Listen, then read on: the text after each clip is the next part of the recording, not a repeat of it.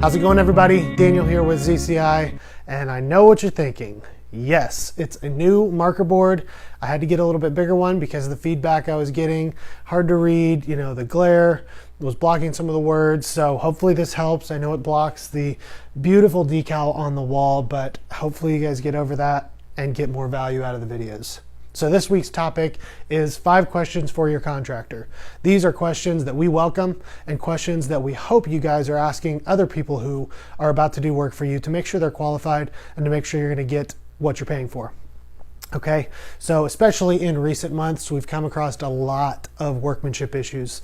Some from the 527 storms last year where companies sprang up out of nowhere and then disappeared. Some even more recently from roofs that were installed years ago, and now they're starting to see issues of bad workmanship that maybe didn't show themselves right away.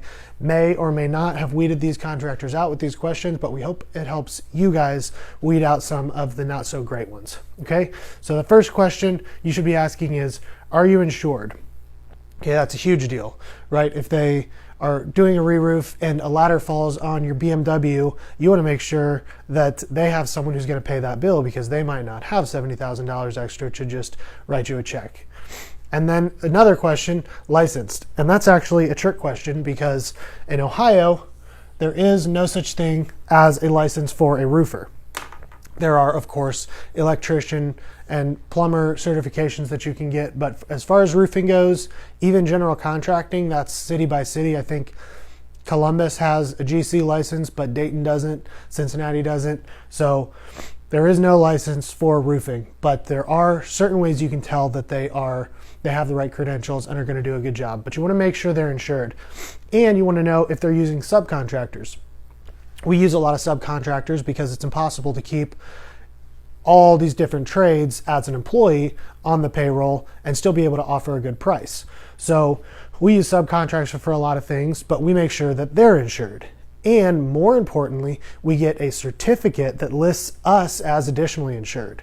So if that crew drops a ladder on your BMW, we know that they have the insurance and we're also insured as a part of that whole job.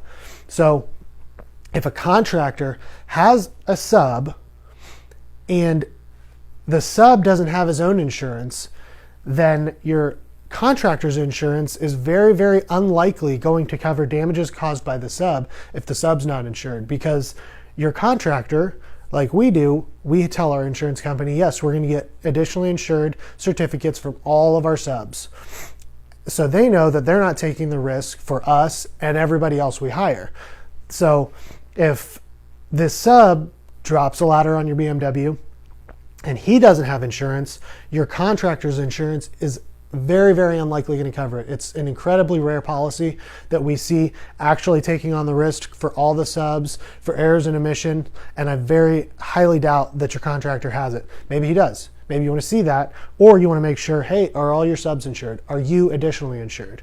Okay, and then legal. Make sure that their subs are operating under legal tax IDs and actually paying taxes, because it's rare that would ever come back and bite you, but it's a testament to how they're going to do business.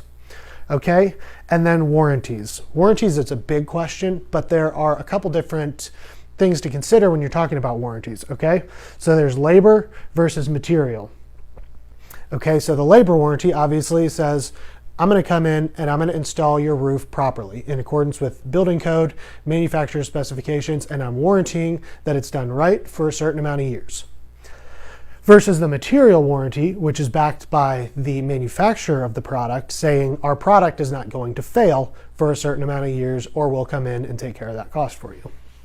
Okay, so the labor and the material warranty. Usually the labor is warranted by the person installing it and the material is warranted by the person who makes it. However, you have the company warranty versus the manufacturer warranty. So with certain manufacturers and certain credentials being met, the manufacturers will actually say, like Owens Corning and GAF does for us, they come in and say, we know that ZCI is going to do such a good job that we're going to back their labor warranty as well.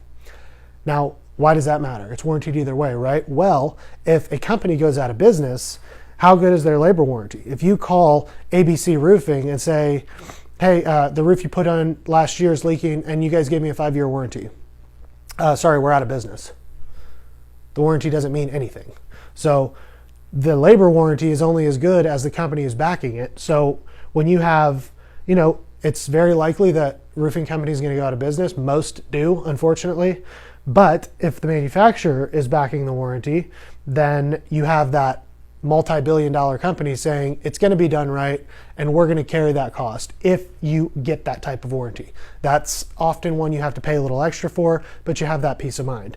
Now back to the material warranty quickly. Typically those are prorated, which means, yeah, the material is not going to fail. It's not going to fail. You have a lifetime warranty on the material, but if it does fail in 30 years, you might only get a fraction of what it's going to cost to replace it. So I was working with a customer recently where she had a roof installed 7 or 8 years ago and the product was failing. It was staining prematurely. The granules were being shed prematurely. It was exposing the fiberglass mat. Not great stuff. So I helped them work through the process of making the warranty claim with the manufacturer.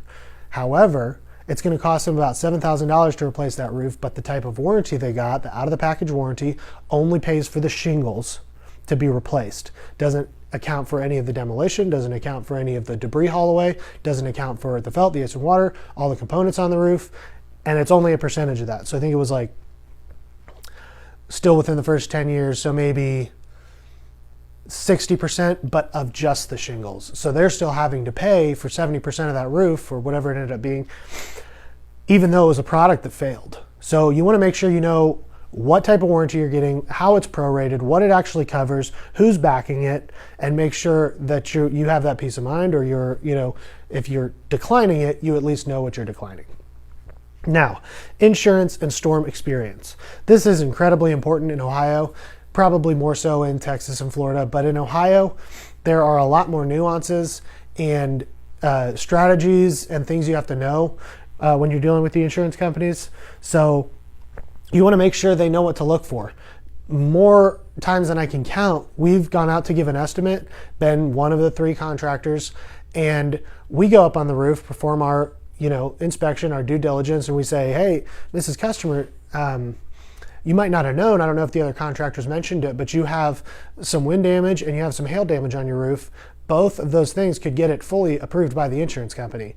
Wow, no, neither of the other contractors said that. They didn't find anything. Or no, they just flew a drone. No, they just took a few pictures and gave me some loose estimate. Well, we've saved those customers thousands of dollars. They think they're about to spend $15,000 on a roof, and we come out and let them know the situation. We help them provide that documentation to the insurance company. Now they're only out of pocket $500 or $1,000 of their deductible. That's pretty steep savings, and those customers are very grateful. So you want to make sure that someone knows what to look for damage-wise, if it should be covered by the insurance company. So the 5th question is, can you do anything about my deductible? This is a trick question. If you watched my last video, you know that in almost all cases, contractors eating the deductible is illegal, and there has to be some type of fraud that takes place in order to recover the depreciation. So ask them this as a trick question, and you can watch my last video because there are ways that you can help people with their deductible, but most people aren't doing it that way. So watch my last video, and if they give you any answer besides the 2 that I gave, then they are shady and you should cut ties. And the bonus, since you stay the whole video, is when you think they're good, say, hey, give me the number of the last customer who had a leak in their roof.